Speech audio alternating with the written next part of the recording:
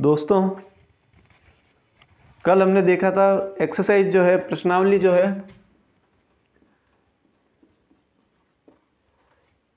1.2 exercise 1.2 के question number 1 को complete कर दिया था, जिसके 3 पार्ट थे।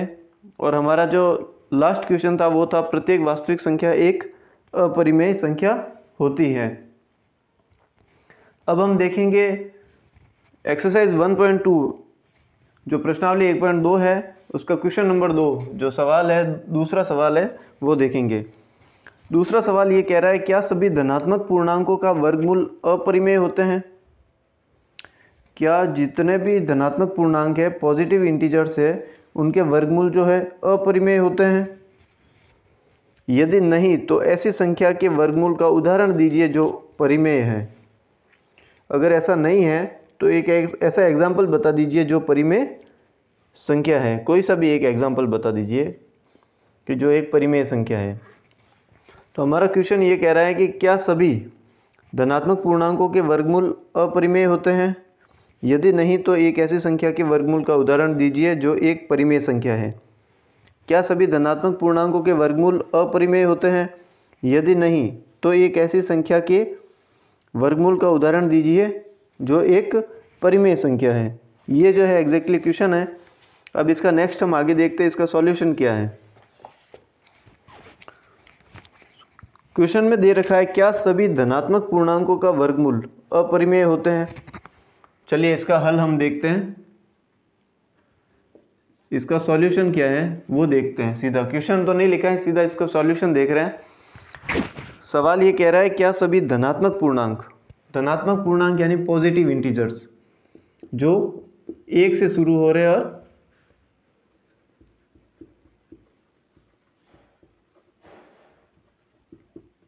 आगे चलते जा रहे हैं, ठीक है, ये जो धनात्मक पूर्णांक है इनका वर्गमूल अपरिमेय होते हैं। ये दे रखा है तो इसका वर्गमूल करेंगे तो √1, इसका वर्गमूल हो गया 1, इसका वर्गमूल करेंगे √2, यानी कि ये हो गया √2। ये तो बात सही है कि ये अपरिमेय है, ठीक है। फिर 3 का √ कर दिया तो √3, यानी √3 का मान √3 है। हालांकि 1.732 करके है इसका मान, लेकिन वास्तव में देखा जाए तो √ वाली संख्या अपरिमेय है, तो ये भी अपरिमेय हो गई। फिर इसके बाद में नेक्स्ट अगला नंबर जो आता है वो आता है 4। अगर 4 का हम वर्गमूल करेंगे तो ऐसी कौन सी संख्या है जिसको उसी संख्या से गुणा करते हैं तो 4 होता है? तो 2। लेकिन ये 2 तो अपरिमेय नहीं है, एक भी अपरिमेय नहीं है। तो हमारा क्वेश्चन ये कह रहा है, क्या सभी धनात्मक पूर्णांक, ये जितने भी धनात्मक पूर्णांक है, सभी धनात्मक पूर्णांक, इन धनात्मक पूर्णांकों का अगर हम वर्गमूल लें, वर्गमूल यानी अगर हम इनका रूट ले तो इनके वर्गमूल का जो मान आएगा, क्या वो सभी अपरिमेय होते हैं? अगर नहीं होते हैं तो फिर एग्जाम्पल दीजिए, उदाहरण की सहायता से बताइए। यदि नहीं तो ऐसी संख्या के वर्गमूल का उदाहरण दीजिए जो एक परिमेय संख्या है। तो अब आप देखिए यहाँ पर कि सभी धनात्मक पूर्णांकों का वर्गमूल जो है अपरिमेय होते हैं। इन 2 का तो अपरिमेय हो गया, लेकिन ये तो परिमेय है, ये भी परिमेय।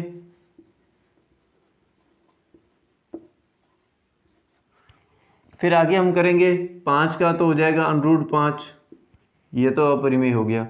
6 भी, ठीक है। इस तरीके से आगे हम देखेंगे तो एक 9 आएगा। 9 का अगर हम √ लेंगे 9, तो ऐसी कौन सी संख्या है जिसको उसी संख्या से गुणा करते हैं तो 9 आता है? तो 3।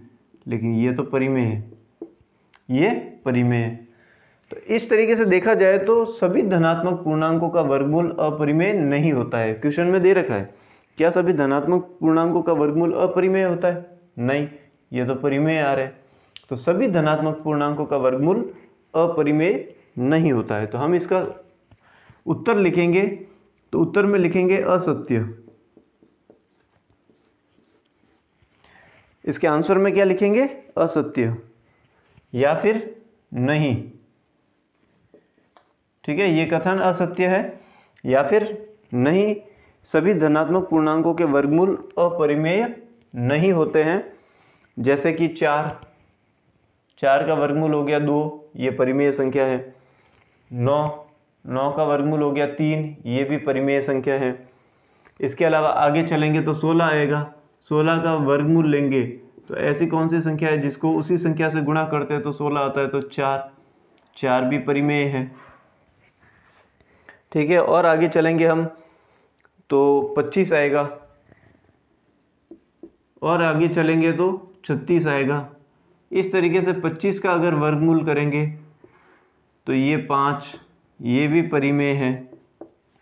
यानी ये 2 अपरिमेय हैं, और भी कई सारी अपरिमेय हैं, लेकिन बहुत सारी संख्याएं हैं जो हमें परिमेय मिलेगी। 36 का हम अनुरूढ़ करेंगे, 36 का अनुरूढ़ करेंगे तो 6 चंग 36, तो ये भी परिमेय है। 6 को 6/1 लिख सकते हैं, अनुरूढ़ में मान आ ही नहीं रहा है। ठीक है, तो इसका आंसर क्या लिखना है? हिंदी मीडियम वाले सुनेंगे नहीं, सभी धनात्मक पूर्णांकों के वर्गमूल, सभी धनात्मक पूर्णांकों के वर्गमूल अपरिमेय नहीं होते हैं। जैसे कि 4, 9, 16, 25, 36, इनके वर्गमूल होंगे 2, 3, 4, 5, 6। ठीक है, इनके जो है इन धनात्मक पूर्णांक, जो ये धनात्मक पूर्णांक है, इन धनात्मक पूर्णांकों के जो वर्गमूल पर अब इनके जो वर्गमूल है वो अपरिमेय न होकर परिमेय संख्या हैं। जैसे कि अनुरूढ़ 4, 2 एक परिमेय संख्या है। अनुरूढ़ 9, 3 एक परिमेय संख्या है। अनुरूढ़ 16, 4 एक परिमेय संख्या है। अनुरूढ़ 25, 5 एक परिमेय संख्या है। अनुरूढ़ 36, 6 एक परिमेय संख्या है। ओके, तो इसका आंसर ये होगा।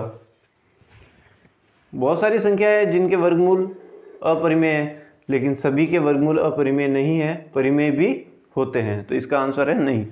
इंग्लिश मीडियम वाले लिखेंगे। सबसे पहले इंग्लिश मीडियम वाले इसका क्वेश्चन सुन ले। Are the square roots of all positive integers irrational? If not, given an example of the square root of a number that is a rational number. तो इसका आंसर होगा no. Under root 9 is equal to 3 is a natural number as well as rational number. Okay,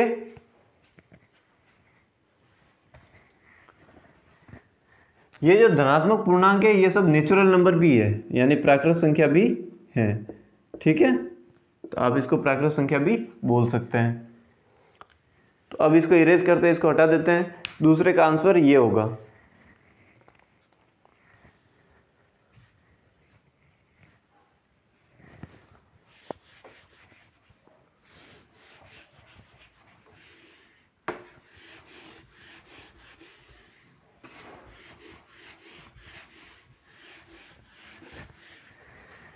फिर आगे हम देखते हैं question number 3।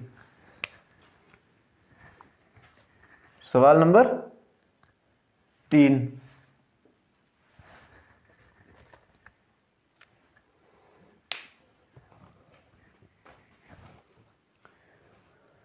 Question number 3 ये कह रहा है कि दिखाइए कि संख्या रेखा पर अनुरूट 5 को किस प्रकार निरूपित किया जा सकता है। दिखाइए कि अनुरूट 5 को संख्या रेखा पर किस प्रकार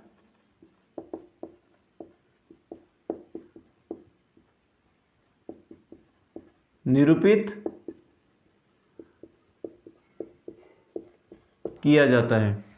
ये क्वेश्चन नंबर 3 है। क्वेश्चन नंबर 3 है। इंग्लिश मीडियम वाले के लिए ये क्वेश्चन है, show how under root 5 can be represented on the number line. On the number line यानी कि अनुरूट 5 को हमें संख्या रेखा पर निरूपित करना है, हमें रिप्रेजेंट करना है नंबर लाइन के ऊपर रूट 5 को। तो हम इसे किस प्रकार करेंगे?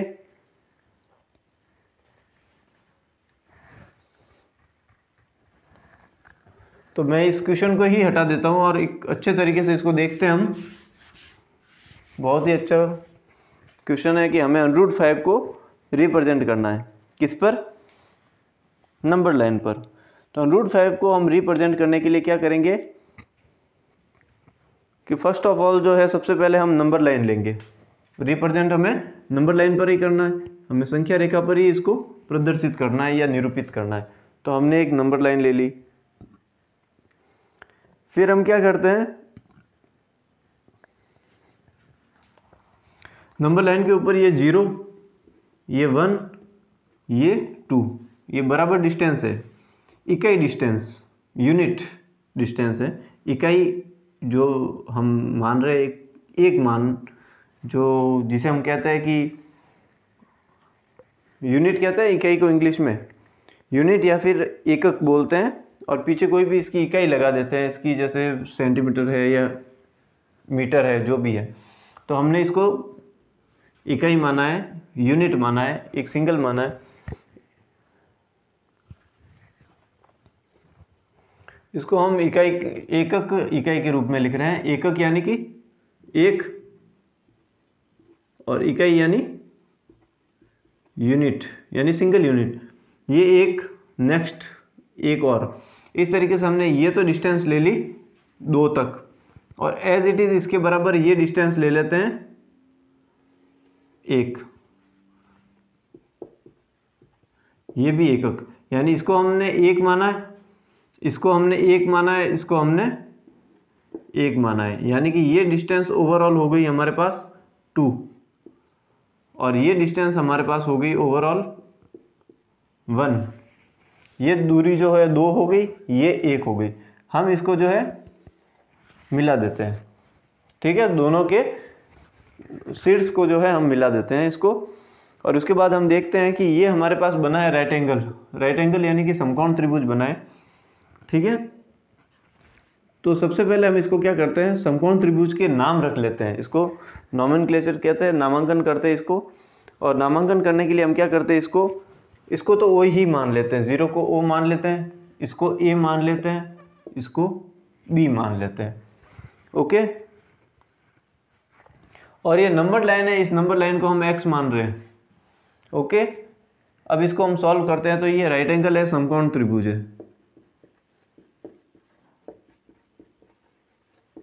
समकोण त्रिभुज में क्या होता है कि जो ये ओ बी जो है, जो सबसे बड़ी भुजा है, सबसे बड़ी आर्म है, जिसका नाम जो है ओ बी है।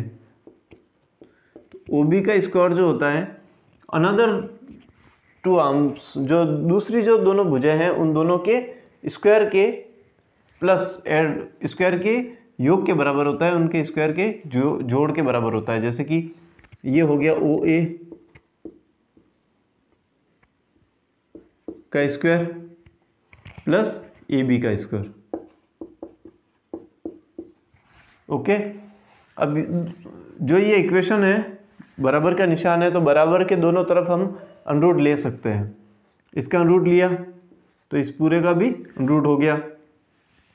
ये रूट से इसकी जो घात 2 है वो कट गई, कैंसिल हो गई। तो ये तो बच गया ओ बी यानी कि ये कर्ण जो है, ये ओवरऑल जो है ओ ए का स्क्वायर प्लस ए बी का स्क्वायर के इक्वल हो गया, इसके बराबर हो गया, ठीक है। अब हमारे पास है ओ ए का मान है 1 और 1 2, ठीक है। ये तो हो गया 2 का स्क्वायर प्लस ए बी का मान है हमारे पास 1 का स्क्वायर, और पूरे का वर्गमूल ले लिया।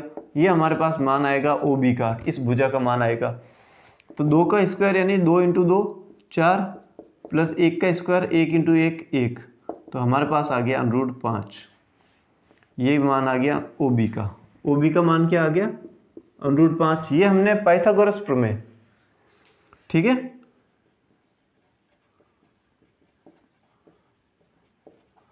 ये हमने पाइथागोरस प्रमेय से सॉल्व किया है समकोण त्रिभुज में,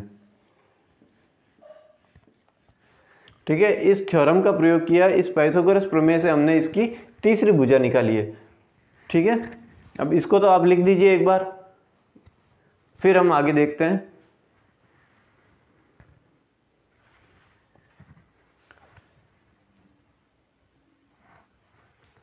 अब हम आगे देखते हैं इसको।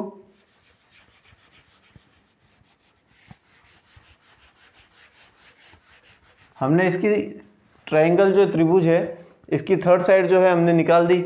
इसका वैल्यू जो है, इसका मान है हमारे पास √5, और हमारे पास क्वेश्चन भी यही था कि इस √5 को इस नंबर लाइन के ऊपर हमें निरूपित करना है, रिप्रेजेंट करना है नंबर लाइन के ऊपर √5 को।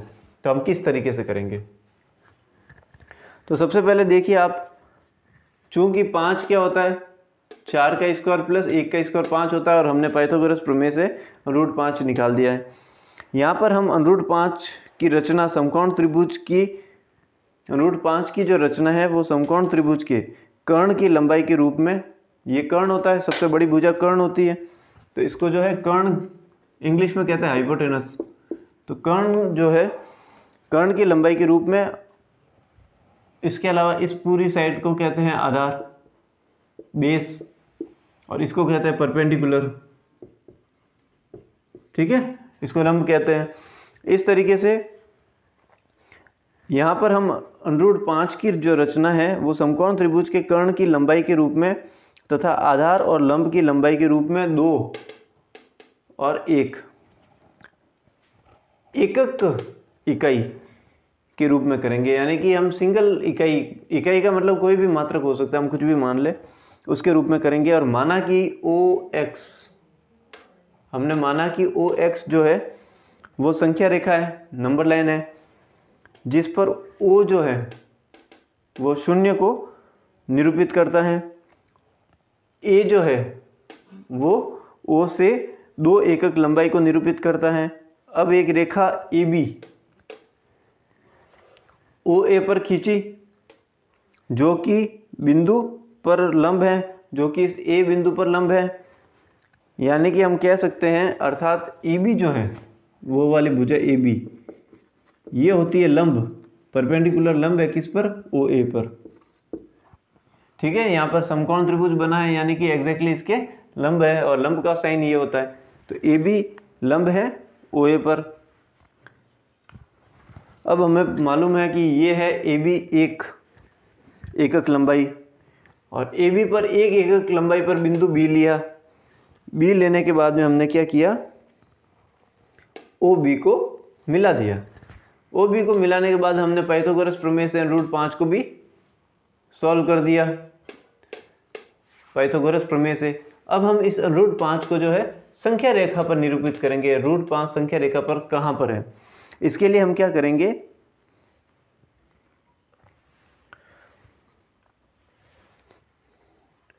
संख्या रेखा पर निरूपण करने के लिए हम एक प्रकार की सहायता से, प्रकार का यूज लेंगे, और प्रकार की सहायता से O को केंद्र और OB को त्रिज्या मानकर हम संख्या रेखा पर एक बिंदु P अंकित करेंगे। O को केंद्र मानेंगे, प्रकार की नोक यहाँ रखेंगे और पेंसिल यहाँ रखेंगे, और एक त्रिज्या के रूप में रखेंगे, और यहाँ एक सर्कल बनाएंगे। सर्कल बनेगा तो सबकी डिस्टेंस, सबकी दूरी बराबर होगी, लेकिन हमें पूरा वृत्त सर्कल नहीं बनाना है, हमें तो सिर्फ एक छाप काटना है, सर्कल वाला। क्या काटना है? चाप काटना है। हमने ये चाप काटा, और ये संख्या रेखा पर P बिंदु पर मिला। ओके, तो हमने क्या किया? O को केंद्र मानकर OB को त्रिज्या मानकर हम संख्या रेखा पर बिंदु P अंकित करेंगे, जो कि संख्या रेखा पर √5 के संगत है। यानी इस संख्या रेखा पर ये जो √5 के संगत है, ये जो दूरी है, ये जो डिस्टेंस है वो √5 होगी, क्योंकि इस सर्कल का केंद्र से, सर्कल का लास्ट बाउंड्री होती है, परिधि होती है, वहाँ तक की दूरी जो है √5 होगी। जो ये दूरी है वही ये दूरी होगी। OP जो है √5 है।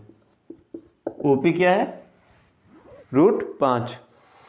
यानी कि हम संख्या रेखा पर बिंदु P अंकित करेंगे और OB को त्रिज्या मानते हुए करेंगे, जो कि संख्या रेखा पर √5 के संगत है। अतः P वह बिंदु होगा जो अपरिमेय संख्या 5 का निर्धारण करेगा। यानी कहने का अर्थ यह है कि जो OB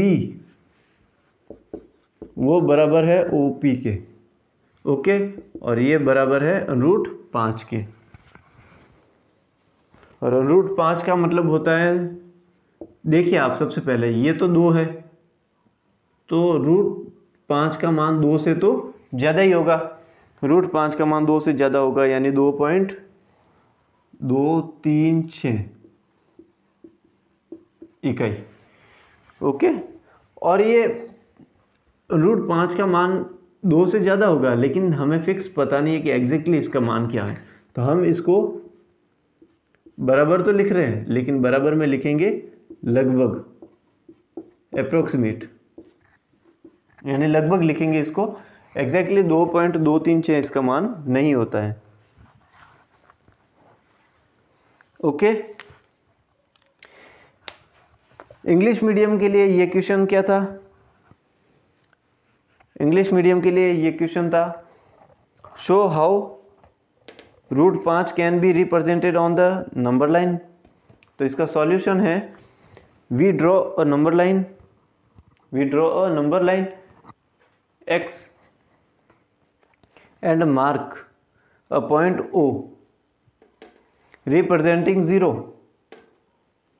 On it, let point A represents 2 as shown in figure. Now construct a right angled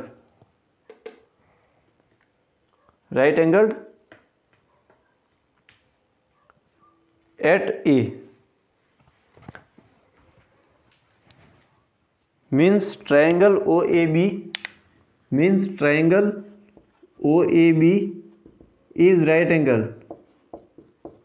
Okay,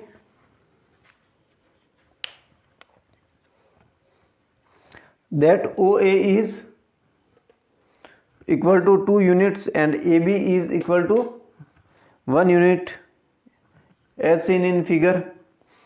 By Pythagoras theorem we have OB is equal to root 5. Draw an arc with center O and radius OB to cut the number line at P clearly. OB is equal to OP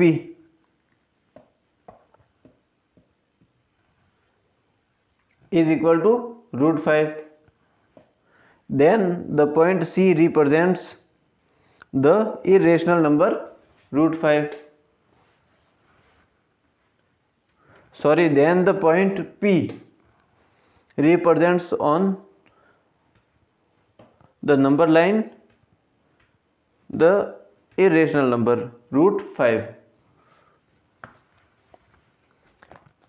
okay, अब इसको साफ हटा देते हैं, इसको erase कर देते हैं।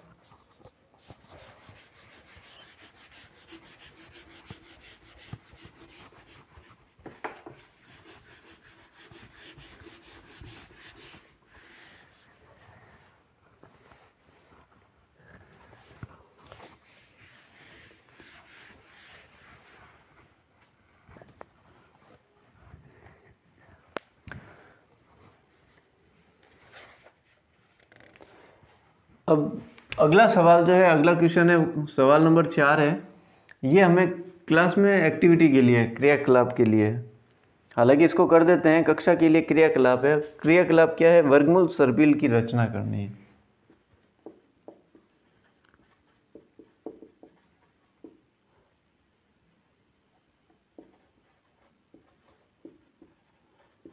वर्गमूल सर्पिल की हमें रचना करनी है।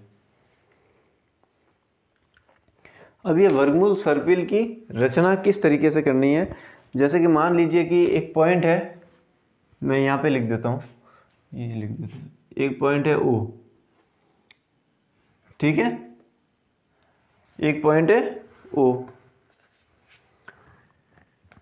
तो रचना किस तरीके से करनी है कि कागज़ की एक बड़ी शीट लेनी है और नीचे जो है अपनी दी गई विधि, जो आगे क्वेश्चन में नेक्स्ट जो विधि दे रखी है, वर्गमूल सर्पिल स्क्वायर रूट स्पाइरल की हमें रचना करनी है। सबसे पहले एक बिंदु हम O लेंगे और एकक लंबाई का रेखाखंड खींचेंगे। एकक लंबाई का रेखाखंड यानी कि लाइन सेगमेंट, और लंबाई जो लेंथ होगी उसकी 1 होगी। ओके, एक एक लंबाई का रेखाखंड लाइन सेगमेंट ओपी खींचेंगे, तो ये पॉइंट होगा ओपी। ओके, ओपी खींच लिया। उसके बाद में हमें आगे क्या दे रखा है, एकक लंबाई वाले ओपी जो है उसको P1 मानना है। जो ये OP1 है इस पर हमें जस्ट 90 डिग्री पर, जस्ट 90 डिग्री पर, यानी कि एकक लंबाई वाले OP1 पर लंब रेखाखंड P1 P2 खींचना है। इस पर लंब रेखाखंड खींचना है P1 P2। ये P1 था तो हमने लंब रेखाखंड लाइन सेगमेंट खींच लिया P2।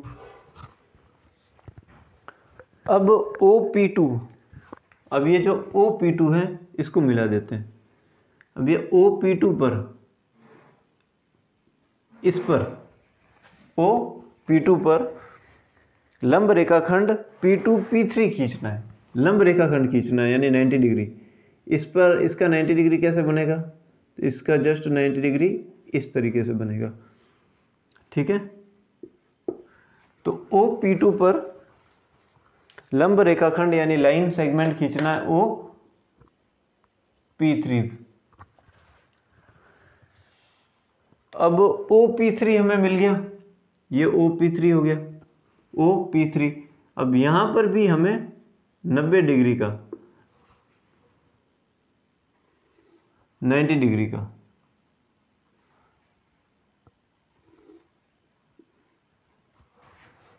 डिग्री का, जो है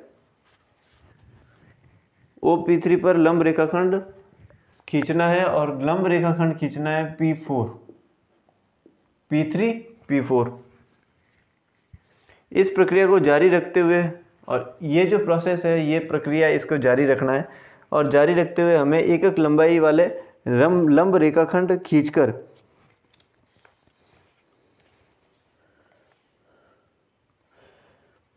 हम इस तरीके से रेखाखंड खींचते रहेंगे आगे। जैसे मान लीजिए इससे ये रेखाखंड ये आ गया, ठीक है, P4 पर वापस यहाँ पर 90 डिग्री का एंगल बनेगा, और वापस ये आ गया, ये P5 हो गया। यानी कि नेक्स्ट रेखाखंड होगा वो पिछले रेखाखंड वाले पॉइंट से एक पॉइंट ज़्यादा होगा। यानी कि ये n मान ले, Pn मान ले, तो इससे पहले वाला क्या होगा, Pn-1। इन 5 में से एक कम कर दो, P4 हो गया। तो अब क्वेश्चन में यही कह रखा है कि हम इस प्रक्रिया को जारी रखते हुए OPn-1, OPn-1 यानी कि n आगे वाला जो भी पॉइंट आएगा उससे n-1 तक आगे जहाँ तक चलते रहेंगे। n पॉइंट कुछ भी हो सकता है, n-1 तक, यहाँ तक हम जो है एकक लंबाई वाला रेखाखंड खींचकर हम Pn-1, एक पॉइंट तो होगा Pn-1 और एक पॉइंट होगा Pn प्राप्त करेंगे। इस प्रकार हम बिंदु O, जो पॉइंट है O, वहाँ से P1 P2 P3 इस तरीके से आगे आगे चलते रहेंगे, और लास्ट में हमें क्या मान मिलेगा, Pn तक मिलेगा, और उससे पहले वाला पॉइंट Pn-1 होगा, तो Pn तक हम प्राप्त करेंगे। और इनको जब मिलाएंगे ना तो हमें आगे से आगे जो है ये OP, OP2, OP3, OP4, OP5 इस तरीके से हमें ये वाली साइड मिलती रहेगी। तो अब ये वाली साइड निकालने के लिए क्या करेंगे, तो मान लीजिए ये ट्राइंगल लेते हैं, ये एक, तो ये क्या हुआ, पाइथागोरस प्रमेय से 1 का स्क्वायर प्लस 1 का स्क्वायर यानी 1, ये हो गया √2। ठीक है, अब इसको सॉल्व करेंगे तो ये तो हो गया √2 और ये हो गया 1, तो √2 का स्क्वायर 2 प्लस 1 का स्क्वायर 1, यानी कि ये हो गया √3। अब ये वाली भुजा देखेंगे तो ये क्या हो गया, ये √3, तो रूट में √3 का स्क्वायर 3 हो गया, और ये 1 है ही, सारी भुजाएं 1 है। ठीक है, तो ये 1 है ही है, तो 1 का स्क्वायर 1, यानी कि ये हो गया √4। तो अब आप देखिए इसमें कि जो P के नीचे वाला पॉइंट है वही रूट के अंदर का पॉइंट है, वही वैल्यू रूट के अंदर का है।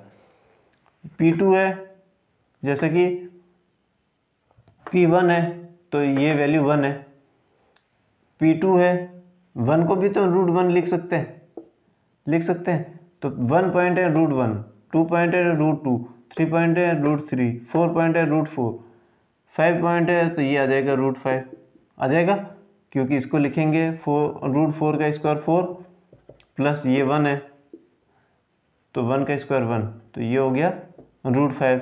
तो ये एज इट इज़ इसी तरीके से कंटिन्यूसली चलता रहेगा, जो पॉइंट है वैसा रूट निकलेगा, तो लास्ट वाली लाइन होगी वो रूट में n होगी और उससे पहले वाली होगी रूट में n-1। ओके, और वो पॉइंट भी क्या होगा, ये Pn वाला होगा पॉइंट और ये वाला पॉइंट Pn-1 होगा। ओके,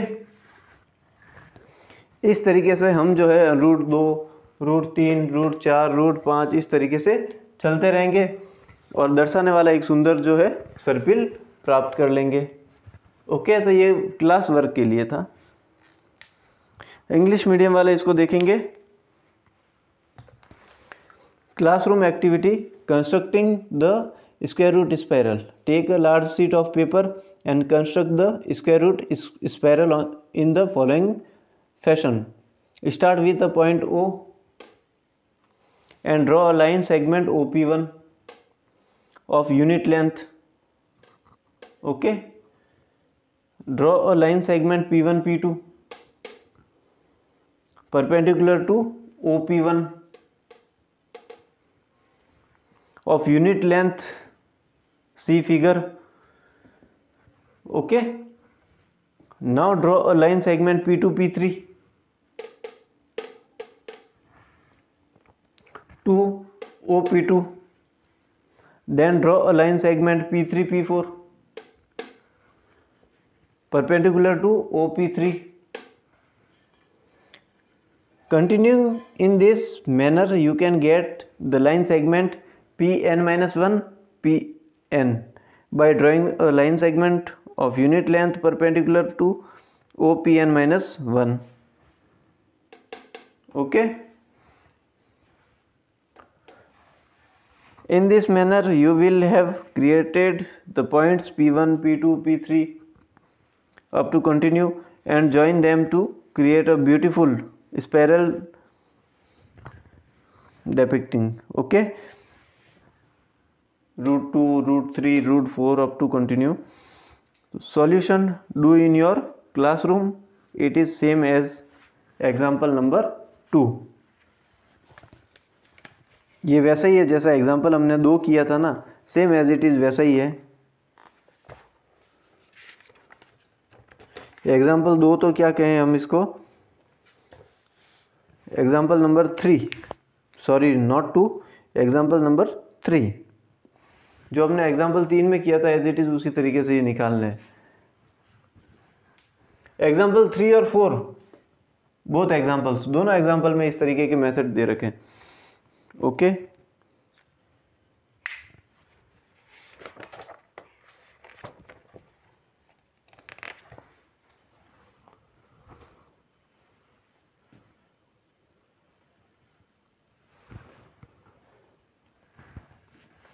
नेक्स्ट अब हम आगे देखते हैं।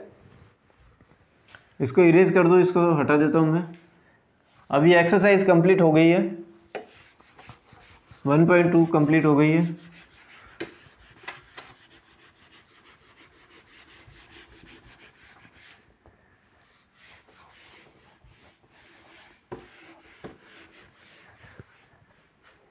अब हम देखेंगे वास्तविक संख्याएं और उनके दशमलव प्रसार।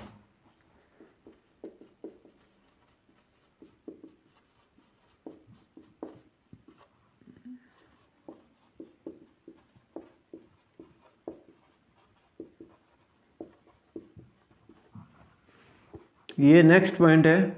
एक्सरसाइज 1.2 कंप्लीट होने के बाद वास्तविक संख्या यानी रियल नंबर और उनके दशमलव प्रसार मीन्स डेसिबल एक्सपेंशंस। अब हम इसके बारे में डिस्कस करेंगे। अभी तक तो हमने किया था परिमेय अपरिमेय। अब हम देखेंगे परिमेय संख्या और अपरिमेय संख्याओं में भेद क्या होते हैं। उसके अलावा उसका प्रसार क्या होता है, एक्सपेंशंस। ठीक है, उसके लिए हम क्या करेंगे, तो सबसे पहले हम एग्जाम्पल ही ले लेते हैं उसके लिए। एग्जाम्पल नंबर 5,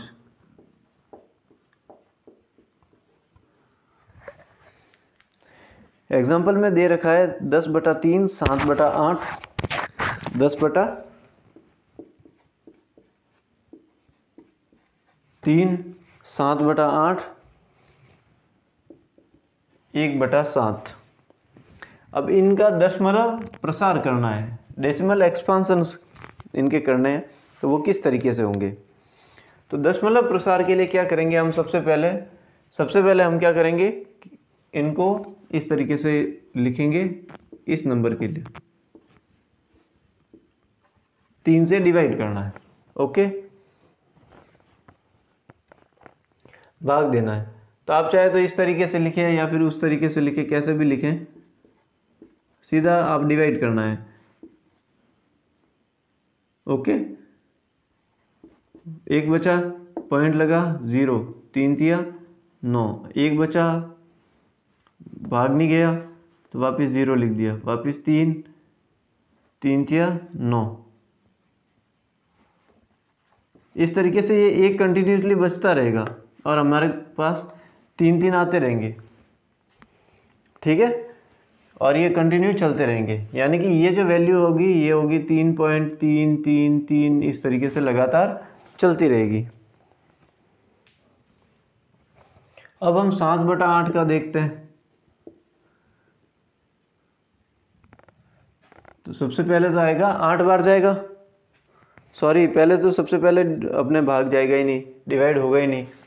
तो डिवाइड नहीं होगा तो हम क्या करेंगे, इसको 0 पॉइंट लगा दिया तो ये हो गया 70 हो गया, ठीक है। 70 में 8 बार गया, पीछे बचा 6, ठीक है। भाग नहीं जाएगा, 0 बचा, 7 बार गया 56, 4 भाग नहीं गया 0, 8 पंजे 40। अब यहाँ पे भाग चला गया, कंप्लीट हो गया, ठीक है। तो हम क्या करते हैं, इसकी डायरेक्ट वैल्यू लिखते हैं, ठीक है। हम डायरेक्ट वैल्यू कैसे लिखते हैं कि 10/3 को हम लिख सकते हैं 0.3333 इस तरीके से। तो इसको तो हमने लिख दिया 0.3333 इस तरीके से, 0 पॉइंट तो नहीं होगा, 3 पॉइंट होगा, 3.333 इस तरीके से कंटिन्यू, इसका तो हो गया। क्योंकि इसमें हर बार जो है शेषफल 1 मिल रहा था हमें, और 1 मिलते ही 10 होने के बाद में वापस 3 बार डिवाइड होता था। तो जो शेष था, डिनोमिनेटर जो था वो 1 मिल रहा था, और हमारे पास भाजक जो था, भाजक यानी जिसका भाग दिया जाता है, वो हमारे पास 3 था, ओके। एज इट इज़ इसी तरीके से, सॉरी भाजक जो होता है वो डिनोमिनेटर होता है, जो भाजक डिनोमिनेटर जो है वो हमारे पास क्या था, 3 था, और शेषफल जो है रिमाइंडर हर बार 1 आ रहा था, इस तरीके से। अब एज इट इज इसका भी हमने निकाला है, तो इसका हो गया 0.875, इसका 2 या 3 स्टेप बाद में इसका भाग कंप्लीट ही हो गया था, ठीक है। ये यहाँ पे भाग कंप्लीट हो गया था, यानी कि ये डिवाइड करने के बाद में हमारा जो ये इसका शेषफल जो था, सॉरी भागफल, ये भाग पूरा चला गया, और यहाँ पर कुछ भी चीज़ आगे नहीं हो रही है, यानी भाग कंप्लीट हो गया, यानी कि ये भाग शांत हो गया। क्या हो गया, शांत, यानी टर्मिनेटिंग हो गया। और ये भाग दिया हमने तो ये शांत है नहीं, अशांत है, अशांत यानी नॉन टर्मिनेटिंग, ठीक है। और इसमें बार बार आवृत्ति भी हो रही है, किसकी आवृत्ति हो रही है, 3 की आवृत्ति हो रही है, रिक्यूरिंग, ओके। तो अशांत के बाद में ये आवृत्ति भी है, ठीक है। और आवृत्ति भी कैसी है, अनवसानी या अनवरत,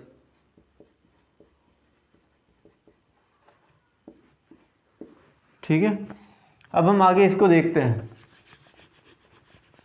इसमें क्या करना है, 1 में 7 का भाग देना हमें। तो हम कैसे देंगे, सबसे पहले 0.3 बचा,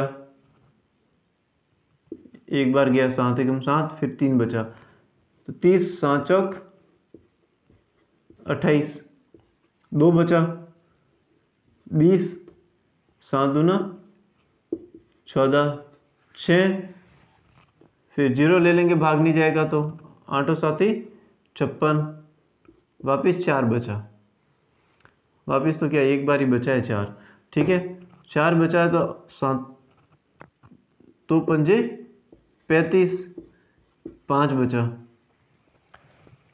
5 बचा, भाग नहीं गया, 0 लगाया, 7 और 7 49, 1 बचा।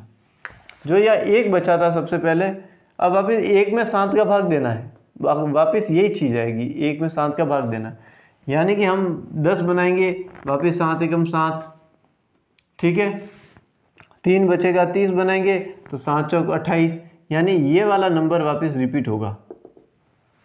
ओके, तो इसको हम क्या लिखेंगे, इसको हम लिखेंगे 0.14 28 57, 14 28 57, 14 28 57, इस तरीके से चलता रहेगा, यानी कि इसके ऊपर बार लगा देंगे, ठीक है ये चीज़ रिपीट होगी।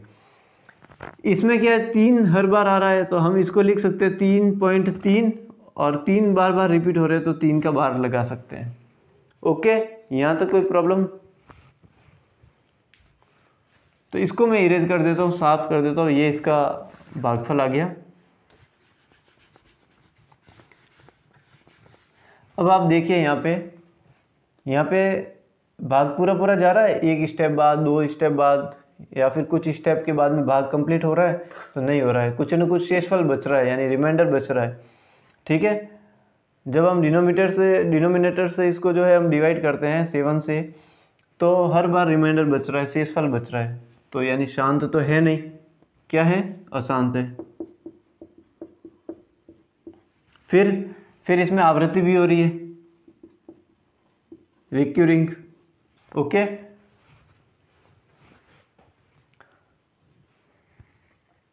आवृत्ति हो रही है, और इसके अलावा आवृत्ति भी कैसी हो रही है, लगातार हो रही है, अनवसानी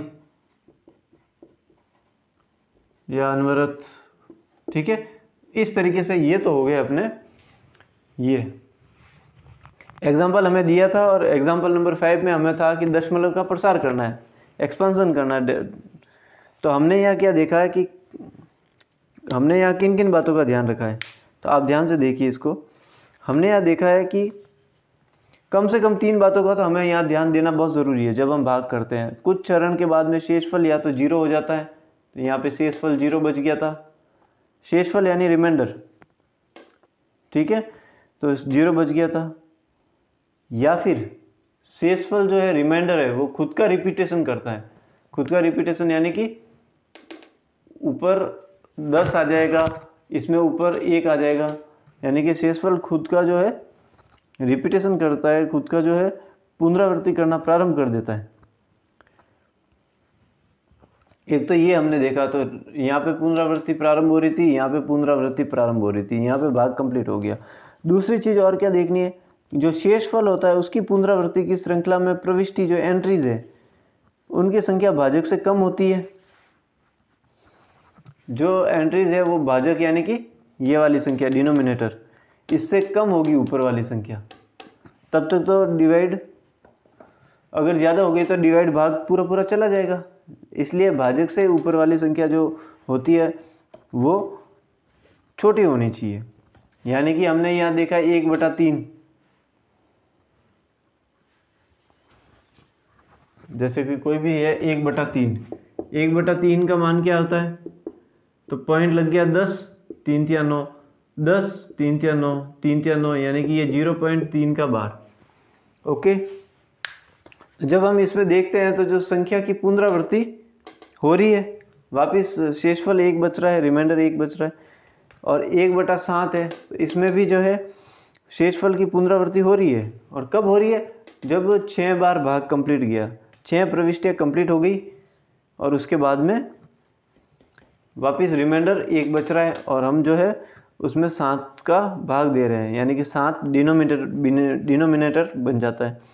यदि शेषफल की पुनरावृत्ति हो रही है, जो रिमाइंडर बार बार रिपीट हो रहा है, रिक्योरिंग हो रहा है, तो भागफल जो है, क्वोशिएंट जो है, उसमें अंकों की एक पुनरावृत्ति खंड प्राप्त हो जाता है, अंकों का एक फिर से पुनरावृत्ति खंड प्राप्त हो जाता है, जैसे 1/3 में हमने देखा। ठीक है, भागफल की पुनरावृत्ति हो रही है, शेषफल की पुनरावृत्ति हो रही है, कुछ भी कह सकते हैं। भागफल की भी पुनरावृत्ति होती है और शेषफल की भी पुनरावृत्ति होती है, इसलिए भागफल की भी पुनरावृत्ति हो जाती है। 1/7 में भी भागफल में पुनरावृत्ति का खंड मिला हमें, उसके बाद में वापस ये रिपीट हो रहा है 14, 28, 57, इसलिए हमने इसके ऊपर बार लगा दिया। तो ये चीज़ हमें देखनी है यहाँ पे। हालांकि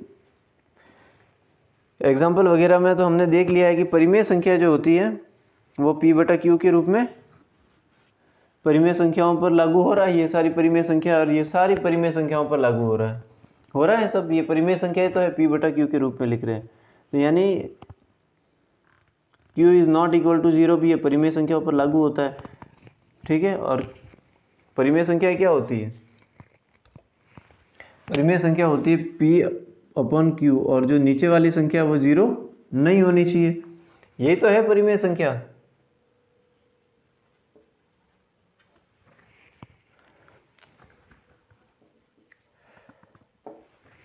ठीक है, तो परिमेय संख्या में हमने इन एग्जाम्पल में क्या देखा है कि ये P/Q के रूप में भी सभी परिमेय संख्याओं पर लागू हो रहा है, सारी परिमेय संख्या पर लागू हो रहा है।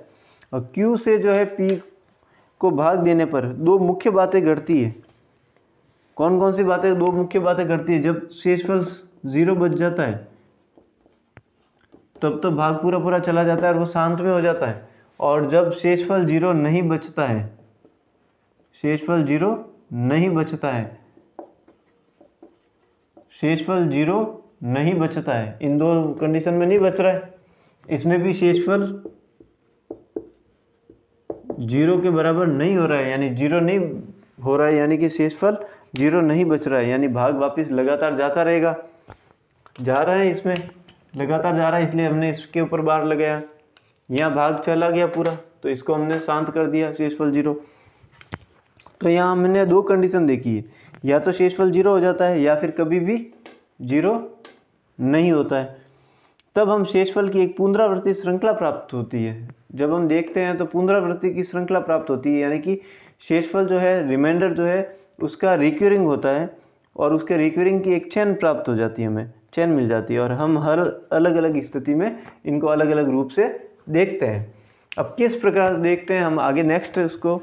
तो सबसे पहली चीज़ तो है जब शेषफल 0 हो जाता है, इधर ध्यान से देखना, इस तरफ। पहली चीज़ तो है जब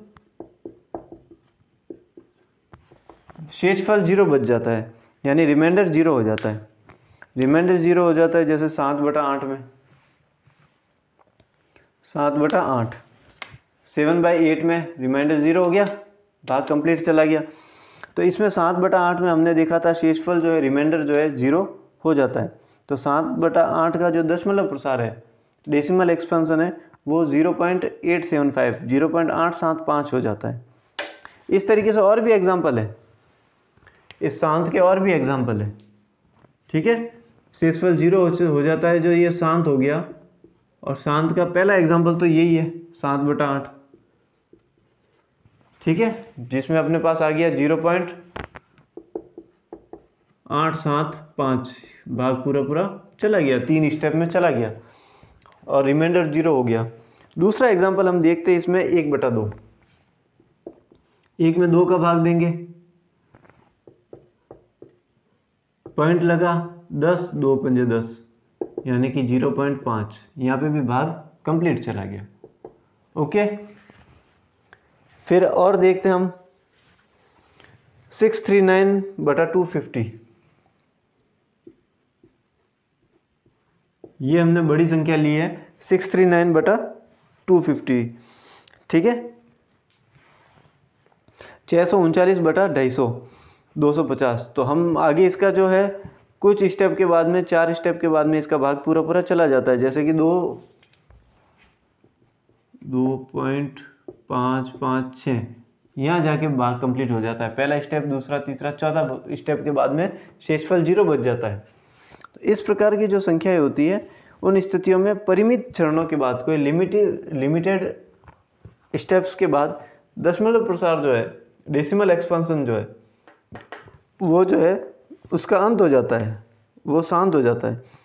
ऐसी स्थितियों में संख्याओं के दशमलव प्रसार को शांत कहते हैं। क्या कहते हैं? ऐसी स्थिति में ये वाला एग्जाम्पल भी इसमें है, ठीक है ना।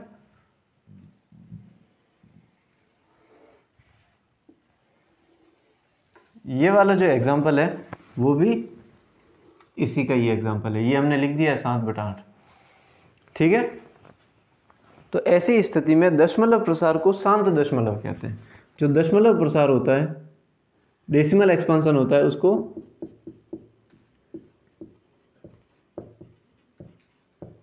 शांत दशमलव। ओके, शांत दशमलव इसलिए कहा जाता है क्योंकि ये शांत हो गया, उसका शेषफल 0 हो गया, आगे और भाग देने की ज़रूरत नहीं है। जो शांत दशमलव है उसको टर्मिनेटिंग कहते हैं।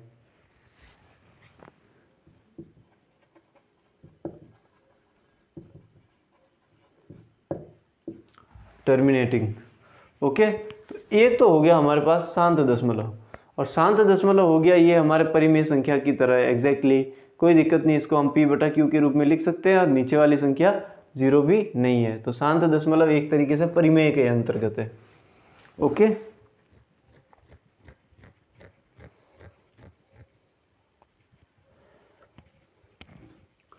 तो हमने क्या देखा यहाँ पर, ये एक बार आप नोट कर लीजिए।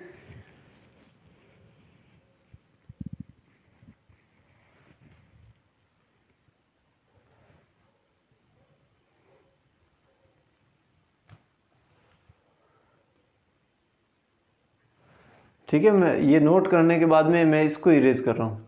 ठीक है, हम यही पढ़ रहे हैं, इसको ही पहले इरेज कर रहा हूँ, हम इसी को ही पढ़ रहे हैं। ठीक है, इसको इरेज कर रहा हूँ मैं। इसमें हमने क्या देखा, 7/8 क्या हो गया,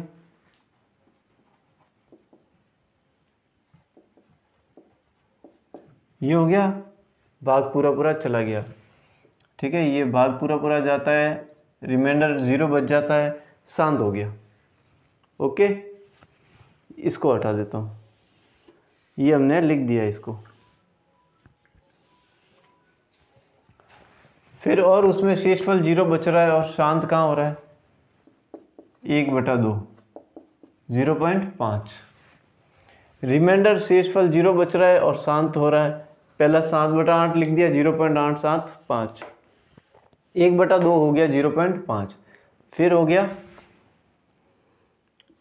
639/250। ठीक है, तो ये हो गया 2.556, यहाँ जाके इसका शांत हो गया। ठीक है, शांत हो गया, ये शांत दशमलव कहलाएगा, टर्मिनेटिंग।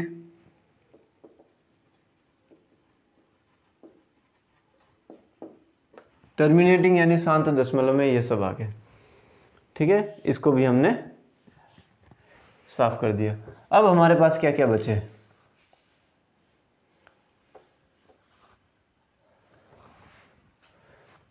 ये इसको भी हटा देते हैं।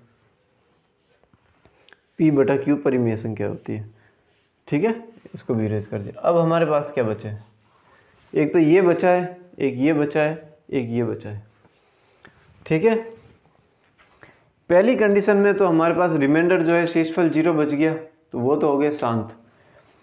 अब दूसरी कंडीशन ये होगी जब शेषफल कभी भी 0 नहीं बचता है, इनमें रिमाइंडर 0 नहीं हो रहा है, जैसे 1/3, आगे से आगे भाग देते रहेंगे, 1/7।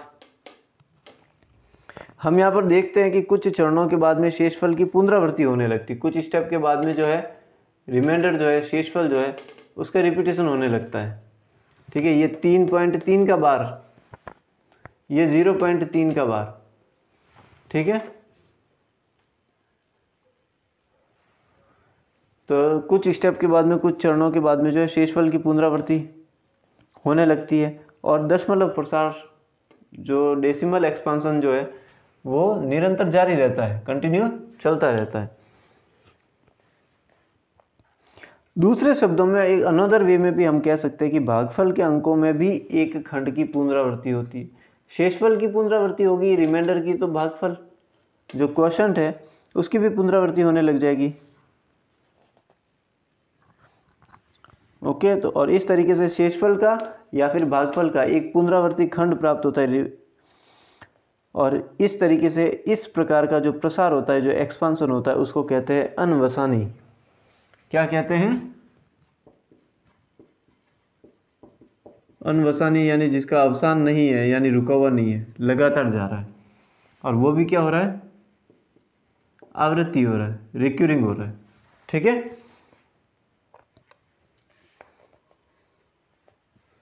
यानी कि इसको कहेंगे अनवसानी आवृत्ति। इंग्लिश में कहेंगे नॉन टर्मिनेटिंग रिकरिंग।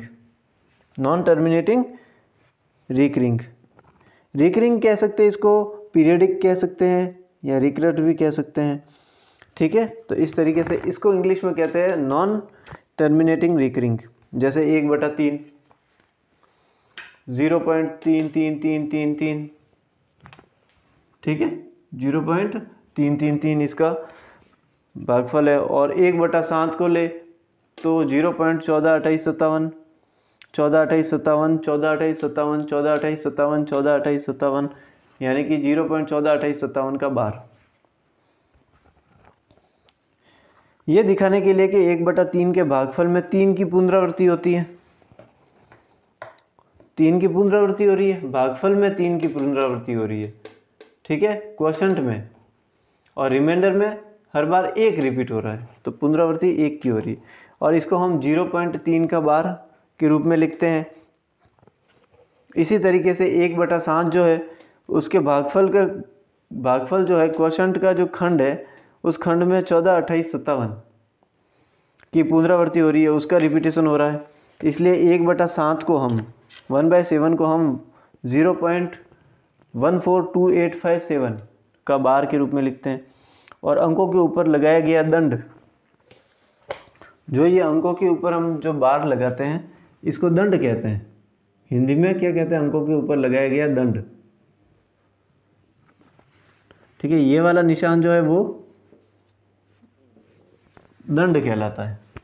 ओके, अंकों के ऊपर लगाया गया जो दंड है, वो दंड ही इस खंड को प्रदर्शित करता है कि वही खंड जो है रिपीट होगा। ये 3 वाला खंड, ये भी 3 वाला खंड, ये 142857 वाला खंड, उसको प्रकट करता है ये दंड। और ये उस संख्या, जिन संख्याओं के ऊपर ये बार लगता है, दंड लगता है, तो ये उस खंड को प्रकट करता है जिसकी पुनरावृत्ति हो रही है, जिसका रिपीटेशन हो रहा है। कैसे? एक एग्जांपल और देखते हैं। जैसे कि 3.5, 72, 72, 72 ऐसे चल रहा है। तो हम क्या करते हैं, 3.5 तो लिख दिया, जो ये 72 है इसके ऊपर बार लगा देंगे। यानी कि ये जो दंड है, जिन संख्याओं के ऊपर या जिस खंड के ऊपर ये दंड होता है, तो उस खंड को प्रकट करता है जिसकी पुनरावृत्ति हो रही है। ओके, तो ये जो एग्जांपल देखे, इन एग्जांपल से अनवसानी आवृत्ति, अनवसानी आवृत्ति भी कह सकते हैं, अनवसानी आवर्त भी कह सकते हैं। इसके अलावा इसको और भी नाम से बोलते हैं, अनवसानी पुनरावृत्ति भी बोलते हैं, रिपीटेशन। ठीक है, ये सब इसी के एग्जांपल है, बार बार रिपीट होंगे, कोई न कोई खंड रिपीट होगा। ठीक है, तो ये जो एग्जांपल है, ये अनवसानी आवर्त या पुनरावृत्ति दशमलव प्रसार। ये जो एग्जांपल है,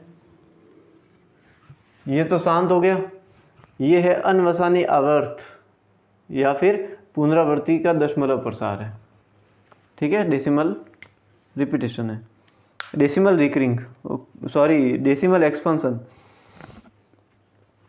इन सभी एग्जाम में अनवसानी आवर्त या अनवसानी पुनरावृत्ति दशमलव प्रसार होते हैं। और हम देखते हैं कि परिमेय संख्याओं में भी दशमलव प्रसार के 2 ऑप्शन होते हैं।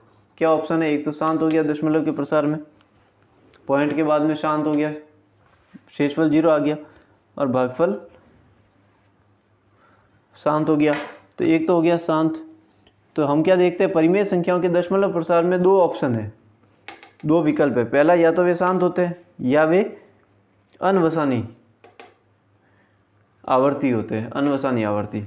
ठीक है, अनवसानी को और अशांत भी कहते हैं। जो शांत नहीं है वो अशांत बचा है, यानी कि वो अनवसानी कहलाता है। आवृत्ति या आवर्त या पुनरावर्ती कुछ भी कह सकते हैं।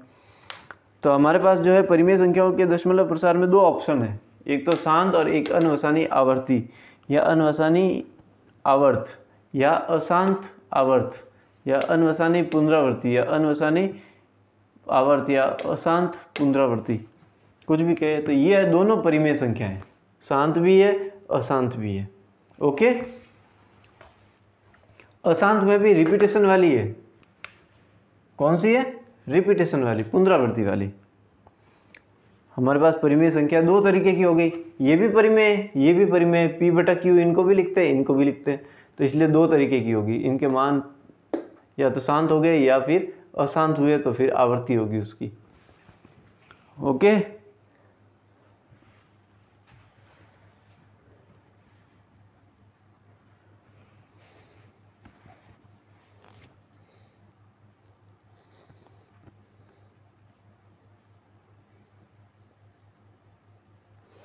एक एग्जांपल और देख लेते हैं।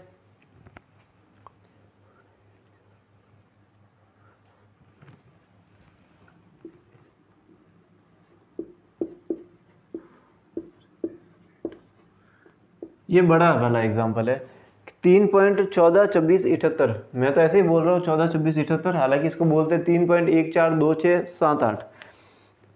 ठीक है, तो अब देखिए आप कि कई बार ऐसी संख्याएं भी मिल जाती 3.142678। तो इस प्रकार की संख्याएं दशमलव प्रसार शांत होता है, दशमलव प्रसार शांत हो गया, भाग पूरा पूरा चला गया, तो ये तो शांत में हो गई। और कोई एग्जांपल है? जैसे कि और एग्जांपल ले लेते हैं 1.27 27 27 27। तो इसको हम लिखते हैं 1.27 का दंड। ठीक है, ये रिपीट हो रहा है 27 वाला। ठीक है, तो दंड यानी कि ये कंटिन्यू जा रहा है। जब हम दंड लगा देते हैं तो उसके बाद डॉट लगाने की ज़रूरत नहीं है। ओके, क्योंकि वो दंड ही उसके लगातार आवृत्ति को इंडिकेट कर रहा है। अब देखिए आप 1.27 है, यानी 1.27 का बार है। ऐसी भी संख्या मिल रही है जिनका दशमलव प्रसार जो है, इनका दशमलव प्रसार अनवसानी आवर्ती है। तो हम ये निष्कर्ष निकाल चुके हैं कि एक परिमेय संख्या क्या होगी, या तो वो शांत होगी या अशांत होगी, और अशांत होगी वो आवर्त होगी, आवृत्ति होगी। ओके, तो हमारे पास ऑप्शन आ गया है, परिमेय संख्या शांत होगी या अशांत होगी। अशांत होगी तो आवृत्ति होगी, अनवसानी आवृत्ति।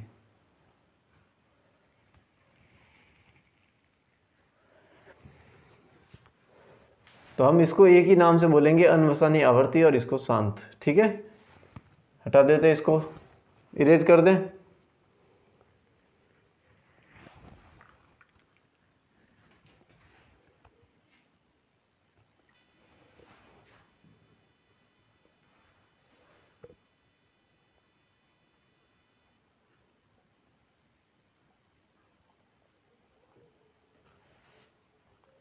अब इसको इरेज कर देते हैं।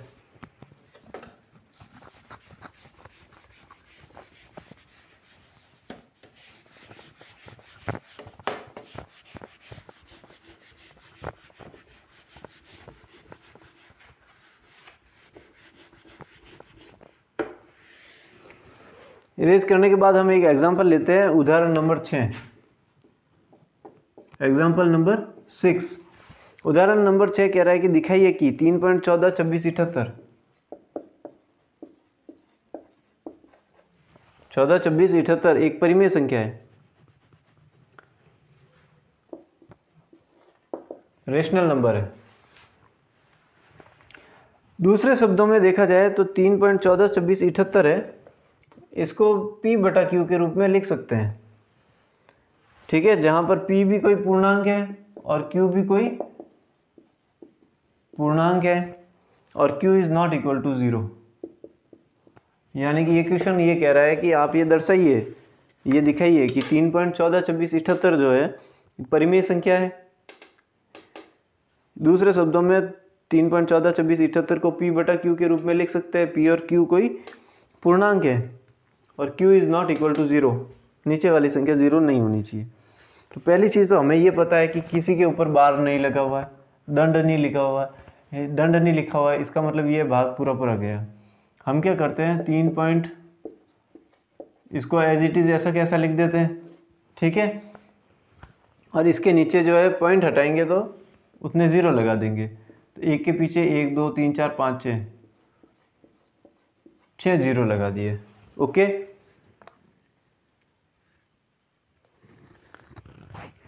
अब हम देख सकते हैं कि दशमलव प्रसार जो है अनवसानी आवृत्ति है।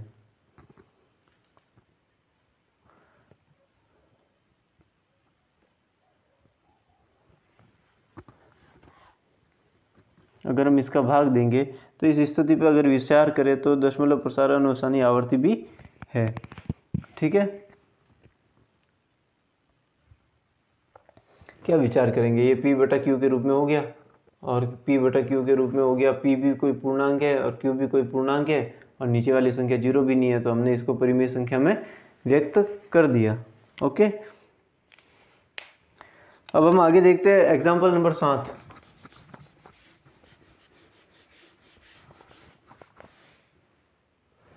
जो उदाहरण जो है वो 7 देखते हैं।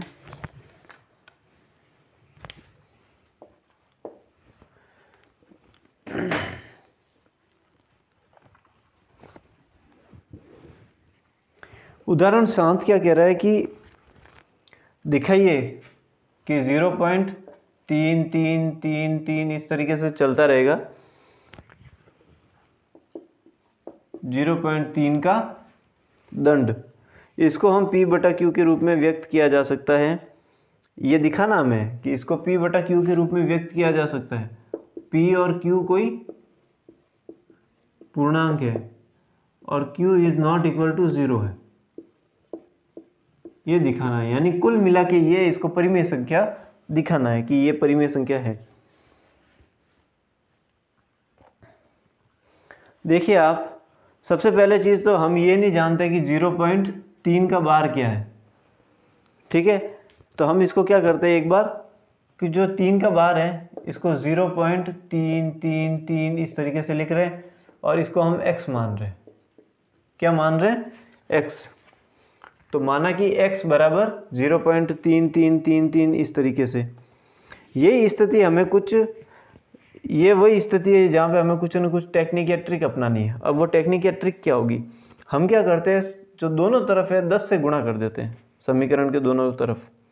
यानी कि इसको भी 10 से गुणा कर दिया, इसको भी 10 से गुणा कर दिया, बराबर 10 इंटू 0.3333 इस तरीके से। आई बात समझ में। तो 10 से गुणा कर दिया तो पॉइंट आगे खिसक गया, यानी ये तो हो गया 3.3333 इस तरीके से चलेगा और हमारे पास ये हो गया 10x, ठीक है। ये तो है 10x, ये 3.33 हो गया, पॉइंट आगे खिसक गया। तो ये जो है 3.33 है, इसको हम क्या लिख सकते हैं, इसको हम लिख सकते हैं 3 में जोड़ सकते हैं, 0.3333 जोड़ सकते हैं। 3 में 0.33 जोड़ दिया तो 3.33 हो गया। तो ये तो है हमारे पास 10x, ये है 3 प्लस ये हमारे पास क्या है, समीकरण नंबर 1। हम इस 1 से ले सकते हैं x का मान क्या होता है 0.333, तो इसको हम x लिख सकते हैं, x इसके बराबर है। पक्षांतरण करने पर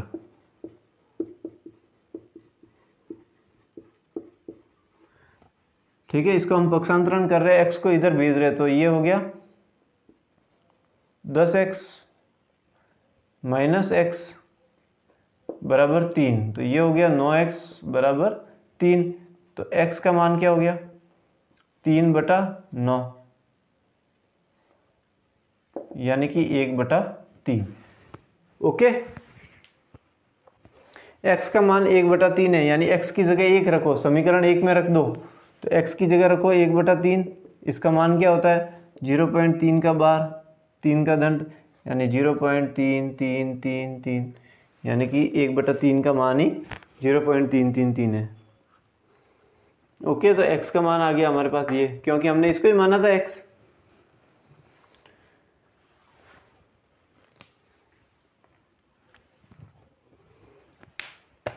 तो हमने क्या, हमें क्वेश्चन में पूछा है कि इसको दर्शाना है कि इसको p/q के रूप में लिख सकते हैं। तो हाँ, ये जो x है इसको हम p/q के रूप में लिख रहे हैं 1/3, और p और q पूर्णांक भी है, और नीचे वाली संख्या 0 भी नहीं है, क्योंकि ये x ही तो है, हमने x के बराबर ही तो लिया इसको। अब आता है एग्जाम्पल नंबर 7। तो कंप्लीट हो गया।